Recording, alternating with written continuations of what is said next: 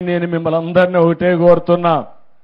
ఈరోజు రాబోయే 5 సంవత్సరాల్లో 17,500 కిలోమీటర్లు సిమెంట్ రోడ్లు అయిపోతున్నాం. ఈరోజు ఈ గ్రామంలో వానపల్లిలో ఒకటే హామీ ఇస్తున్నా. ఈ 2-3 ఏళ్లలో ప్రతి ఒక్క వీధికి సిమెంట్ రోడ్ వేసే బాధ్యత మాది.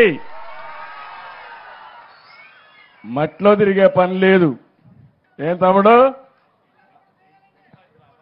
అన్ని గ్రామాలు ఇక్కడే కాదు, వానపల్లె కాదు, వానపల్లి పంచాయతీ రాష్ట్రంలో అన్ని పంచాయతీలు చేస్తాం.